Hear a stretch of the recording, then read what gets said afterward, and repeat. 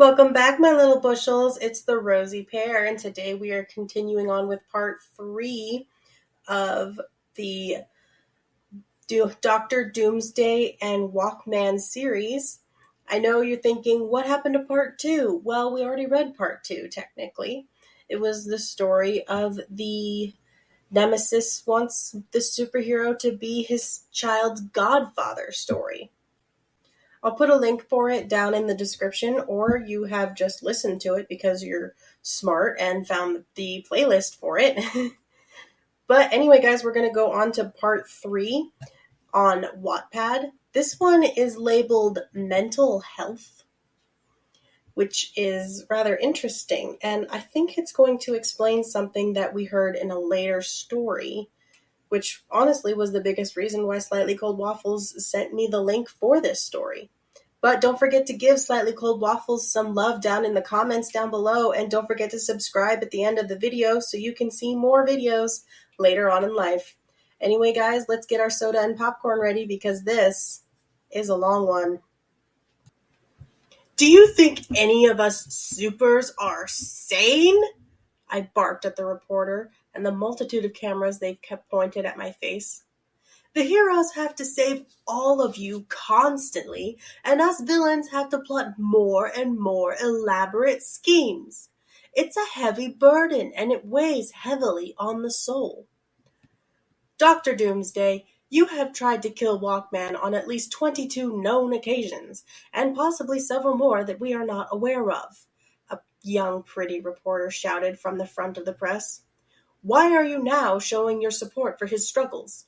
Isn't this the best time for you to strike while he's emotionally compromised?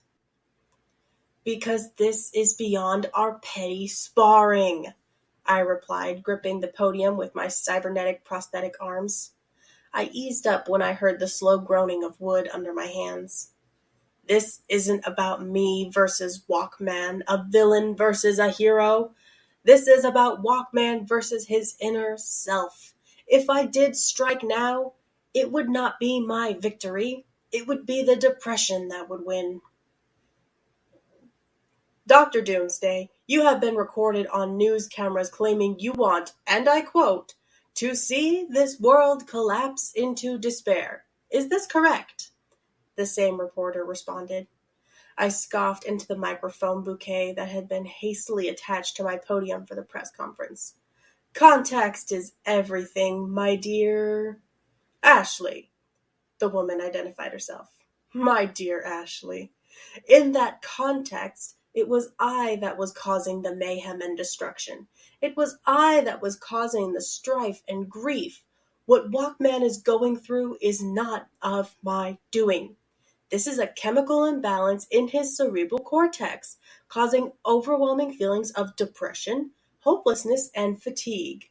And that is taking away my greatest prize of defeating him myself. The reporters were furiously scribbling notes when a new voice shouted from the press gathered around me. Dr. Doomsday, is it true that you have suffered from depression in the past? I looked over at the new speaker, snarling ever so lightly. Whoever told you that is in violation of the HIPAA law.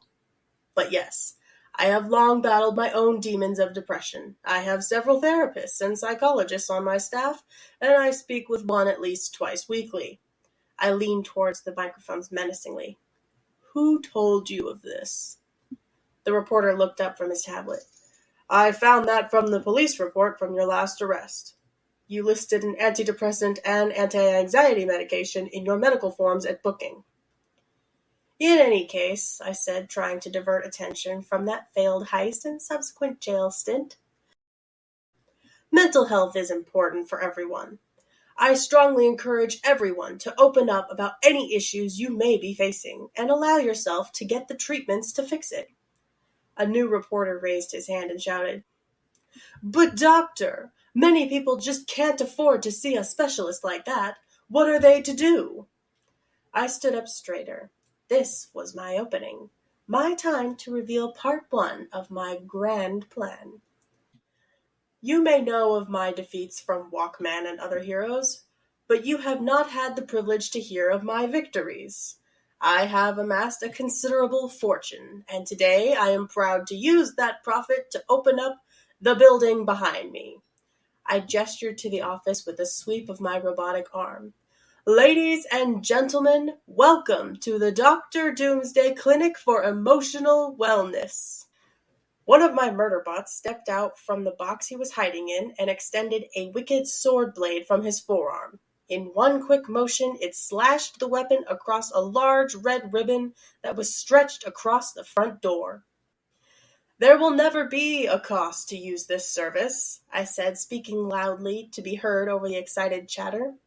We have a staff of 2 scheduling assistants, 6 licensed counselors, 2 psychologists, and an on-site childcare for your younglings while you have a therapy session.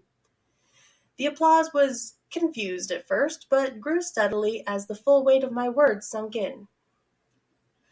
Dr. Doomsday, the pretty young reporter shouted over the excitement of her peers. You have killed dozens of citizens. You have burned properties around the globe.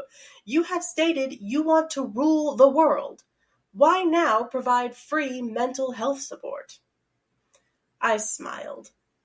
I took a considerable effort not to do my normal malicious grin, but a genuine, warm smile.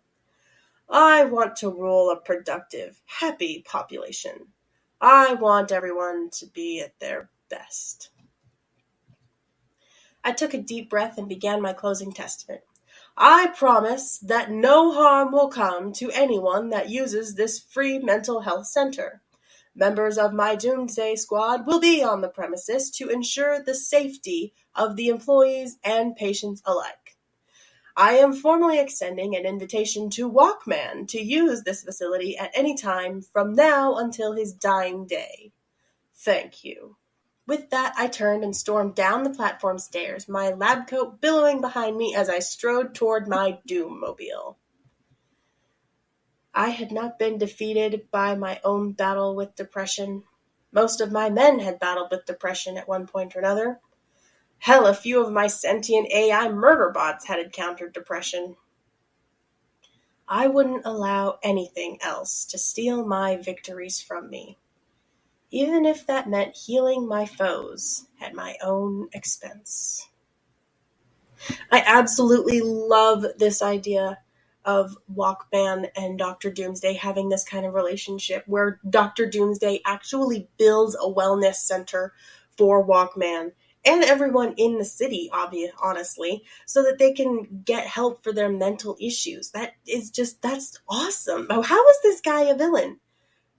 I mean, yeah, he has robbed a couple dozen places so that he can get the money for this wellness center, but how is he a villain? How is he the bad guy? He put up a free clinic for everybody. That's where our tax dollars should go, right? This is like Lego Batman and Lego Joker. They have this relationship where Joker does everything in his power to get attention from Lego Batman. And it's just adorable. I just hope it doesn't turn into one of those euphemisms for a toxic relationship kind of thing, where one person gives and gives and gives, and the other person just takes. They never give anything back. But anyway, guys, that'll be enough of my rambling. Thank you so much for getting this as far as you have into this. Thank you so much for liking the video if you absolutely did, commenting down below anything that I could do better, any suggestions you have, and of course for subscribing so that I can get to 100 subscribers by the end of this year, and sharing the video around for more friends so that they can not only see the story of Doctor Doomsday and WalkMan, but also so that they can see more of my writing prompt stories, because people read published books and people read Reddit posts, but nobody's reading writing prompts, and that makes me sad. People put this stuff on the internet to be seen too. It's just not fair. But anyway, guys, thank you so much, and I'll see y'all next time. Bye!